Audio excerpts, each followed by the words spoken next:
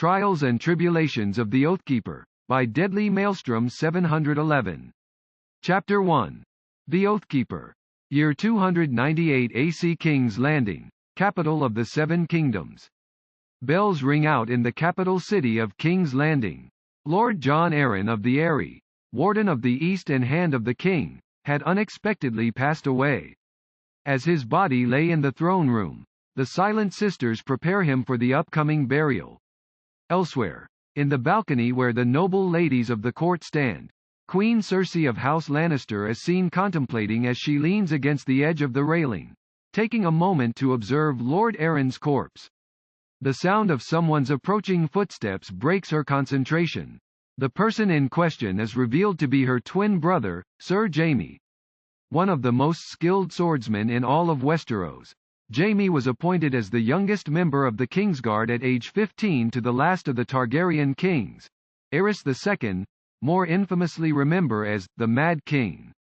Unfortunately, he gained an infamous reputation throughout the Seven Kingdoms as Kingslayer, Oathbreaker, and a man without honor, much to his irritation, for stabbing King Aerys in the back at the foot of the Iron Throne itself, thereby violating his sacred vows to protect him. As Jaime leans against the edge, he looks to counsel his twin sister. As your brother, I feel it's my duty to warn you. You worry too much. It's starting to show. And you never worry about anything, Cersei responds. When we were 7, you jumped off the cliffs at Castle Rock. A 100-foot drop into the water. And you were never afraid. There was nothing to be afraid of until you told father, Jaime said humorously before deepening his tone of voice to imitate their father. We're Lannisters, and Lannisters don't act like fools. What if Jon Arryn told someone? But who would he tell? My husband, Cersei answers despondently. Jaime merely shrugged his shoulders. If he told the king, both our heads would be skewered on the city gates by now. Whatever Jon Arryn knew or didn't know, it died with him. And Robert will choose a new hand of the king, someone to do his job while he's off fucking boars and hunting whores. Or is it the other way around? And life will go on. You should be hand of the king. That's an honor I can do without. Their days are too long, their lives are too short. Elsewhere, in his chambers stood the crown prince and heir to the Iron Throne, Daveth Baratheon. He had been busy packing whatever necessities are required for the journey to Winterfell in the north, expecting the climate to be cold. Standing in front of a mirror to properly tuck his royal attire, he didn't let the expression on his face to show, but deep down Daveth still had a hard time coping with Jon Arryn's death. The Lord of the Eyrie was like a second grandfather to him. Wise and prudent, Jon essentially tutored Daveth on how to rule and often presided over small council meetings together with Lord Arryn since his father, Robert of the House Baratheon, first of his name, King of the Andals and the First Men, Lord of the Seven Kingdoms and Protector of the Realm, had no particular interest in ruling his kingdom and was more than happy to pass on the responsibilities to Lord Arryn and his eldest son despite the youth's age. Since then, popular rumors began to circulate that it was Daveth who ruled the Seven Kingdoms in practice if not in name. A true protege of his maternal grandfather Lord Tywin Lannister, Daveth appeared to possess an extreme level of intellect and cunning, allowing him to outmaneuver his political rivals such as Petyr Baelish and even his mother Cersei Lannister with relative ease. At an incredibly fast pace, Daveth had demonstrated such great promise as a highly capable administrator and skilled warrior in his own right, with a reputation for achieving efficient yet effective results in a short amount of time without reneging his word. As such, he is known throughout Westeros as the Oathkeeper.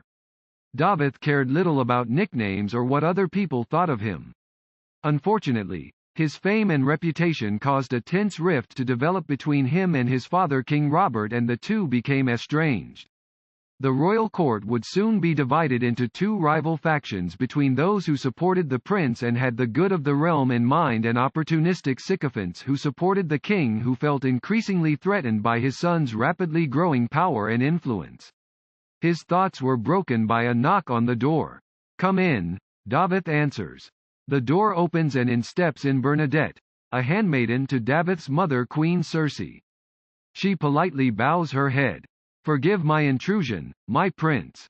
But the queen has requested your presence at the gates. Very well. Tell her I am on my way.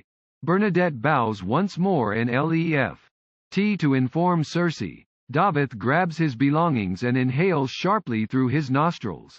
And so, it begins, he thought. The search for a new hand. Upon exiting the city gates, soldiers holding the Baratheon and Lannister sigils accompanied the carriage carrying most of the royal family, except for King Robert, 40, and Prince Daveth, who instead chose to ride up front mounted on their horses. The royal party had long departed for the long march to the north on the King's Road. This would have been going a lot faster if we didn't have any certain baggage slowing us down. Robert gruffly complained. Come now, father, I'm sure you wouldn't even consider leaving our family behind, would you? We have a long road ahead of us, so certainly it wouldn't hurt to at least maintain a steady pace so the others can keep up. Bah, 7 hells.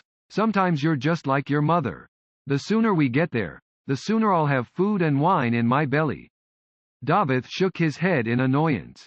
Although a loyal, dutiful, and respectful son, he was irritated by Robert's penchant for drinking and sleeping with any pretty woman whenever he could.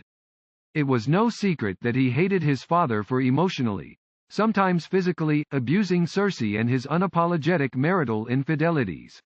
He knew how poorly his father treated his mother and how unhappy their marriage was. Daveth learned the difference between right and wrong as he was often exposed to heated arguments and occasional beatings no matter how hard Cersei tried to hide it from him. Since then, Daveth swore to be a different kind of king and vowed not to be like a man Robert was. His relationship with his mother, on the other hand, was sometimes complex. At times Cersei adored Daveth and held him close, other times Cersei would treat him coolly and once in a while scowl at him without warning. Something Daveth felt was because of how his very presence reminded Cersei of her failed, unhappy marriage. Joffrey, his younger brother and second in line to the Iron Throne after him, was an arrogant, sadistic fop with a massive sense of entitlement. Everyone in King's Landing knew how they hated each other for many years. In his eyes, Daveth was everything that Joffrey was not and vastly superior. Daveth was respected by the other lords and well loved by his subjects. Fiercely intelligent, a brilliant administrator and a powerful warrior, having been trained by their uncle Jaime Lannister and Sir Barristan Selmy, the Lord Commander of the Kingsguard. Joffrey had none of Daveth's traits and was only skilled with a crossbow. Joffrey was jealous of and envied his older brother's successes. On the other hand, his younger siblings, Myrcella and Tommen, idolized Daveth. He cared deeply about them and helped his mother raise them ever since they were born. He took care of them and played with them whenever he could. Whenever he had to tend to royal functions outside of King's Landing or negotiate trade deals for extended periods, the 2 younger blonde-haired children were always the first ones to greet Daveth. Always happy to see their big brother. He could say that he's on well enough terms with his paternal uncles, Lords Stannis and Renly Baratheon, even though they saw each other daily. Renly at times gave Daveth a headache, with Stannis noticing the prince takes his duties more seriously than any of his brothers. Among his maternal relatives in House Lannister, Daveth held great respect for his maternal uncles Jaime and Tyrion.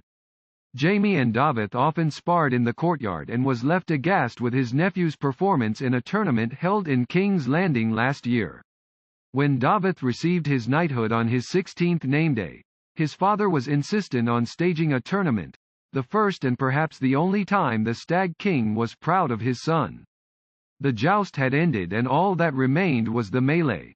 The match between Daveth and Sir Jaime lasted for almost what felt like an hour and, albeit both competitors were left utterly exhausted after matching each other blow for blow, the young stag stunned all in attendance by barely defeating the Golden Lion despite the youth's lack of experience. Daveth could have sworn he'd wounded Jaime's pride that day, though he couldn't tell.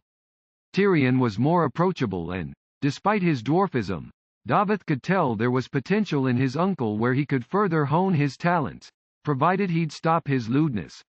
Even so, Daveth did appreciate the history books Tyrion gave him such as, The History of the Greater and the Lesser Houses, and lives of 4 kings, as they kept his wits sharp. Daveth's thoughts were interrupted when his father spoke again. Boy, did you not hear a word I've said? Robert demanded. Yes, father, he answered. Good, because I tire of all this writing. Go on and scout ahead and inform me of what you find.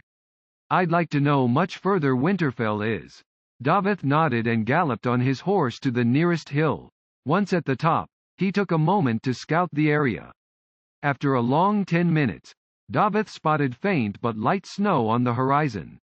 They've been on the King's Road for more than a month now, and it seems their primary destination was within sight. Once calculating the distance and the time it would take to arrive, he hurried on back to King Robert. Well, given the current pace and the depths of the terrain, we should be able to arrive at Winterfell within a fortnight. Good. At least you're good for something. Daveth gritted his teeth at his father's words but held his tongue. I suppose it shouldn't come as a surprise. The North is, after all, the largest region in all of the 7 kingdoms in Westeros. Ride 200 miles to the west, you're still in the north. 10 miles to the east, you're still in the north. 50 miles to the south, you're still in the north. It's enough to fit in the other 6 kingdoms. Robert nodded. Though must has changed the last time I saw it. But hopefully not too much. Ned'll probably be as fast given how long it's been since we met. Daveth raised his eyebrows. Lord Eddard Stark? So, you intend to name him as Lord Aaron's replacement? Robert took notice. What, boy, you disapprove? Not at all. It's been more than 9 years since we last set foot in Winterfell, father. Kind of leaves one feeling sentimental, you know? That it does. Robert nodded in agreement. I'm only doing this because Ned's the last friend in this world I trust. The only one left. Do you think he'll accept? Daveth asks. He will. Besides, I'm the king. And I get whatever I want. Now come on, let's get moving. As the two of them began to resume their march, Daveth had been contemplating what kind of reunion he'd expect in Winterfell. From what he remembers, Daveth seemed to recall his father and Ned Stark as having been childhood friends, like he was with Ned's eldest son and heir, Robb. And Daveth only knew what Robert's words meant when he said that. Surely there was bound to be trouble on the horizon and there were few allies left in the capital he could turn to for help. Still, as heir to the throne, Daveth will continue to play his part, for the greater good.